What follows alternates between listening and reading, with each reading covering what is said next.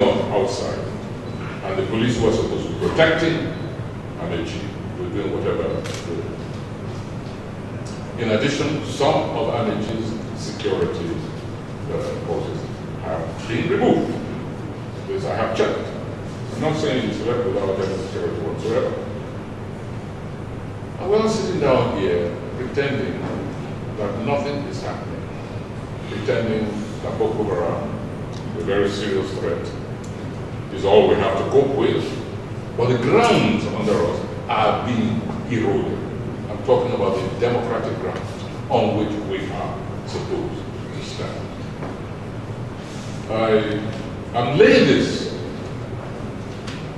as on the vicarious ground of responsibility of the presidency. But a number of actions or non-actions, as it states, indicate quite clearly that somewhere very, if not at that very level, very top, around him, there are those who say, will no one rid him of this meddlesome president? When the tear gas is thrown in, the next one may be a smoke bomb. And in confusion, where nobody sees anything and so on, an accident can happen. We'll get back to the case of the unknown soldier, or in this case, maybe more likely, unknown policeman. Because not since the days of Adeus, not since the notorious days of Adeus, who constituted himself virtually the spokesman of the ruling party at the time, who sat on television and made pronouncements, declarations, defiant, insolent declarations.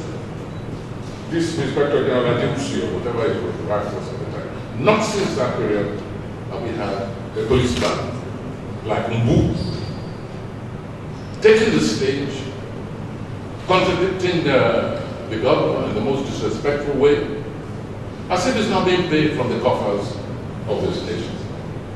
We have a political policeman there. Just from his own mouth, it's not a question of what he did or what he didn't do. I have read his statements. You have a political policeman. And the governor has said, I want this man out. I'm the chief security officer. But no, he's still there. Is anybody surprised there?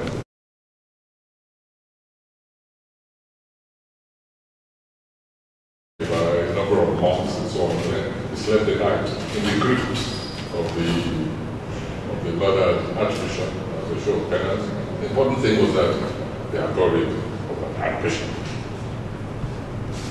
There are thugs milling around the streets. I got full description of what's been going on there. If I hadn't been too busy, I would have been there myself. To witness for myself a scene that we've all encountered before being enacted before our eyes. I think it's important that we find some means of going there and taking evidence, people around, just to show how close we are.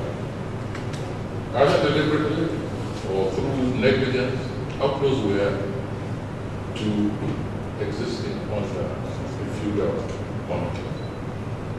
I'm not going to say anything further about Madame, who somehow seems to be playing some kind of role. I've been hearing this, I've been reading this, and reading this. And for me, the siege of Port Harcourt for 11 days, the full security apparatus indicates that there's something beyond even that Madame herself. You know, my last word to her is that just be a lady first before being a first lady. In fact, you cannot be a first lady without being a lady. That's the only advice I have for her. Because that it is evident that she's getting away with murder in this country only because she has the backing of her husband.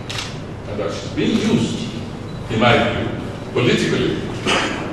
When things get to a stage where an unelected person, a mere domestic appendage of power, can seize control of a place for 11 days, and as a result of her presence, the governor of that state is told by a policeman, you cannot pass here because the queen is there.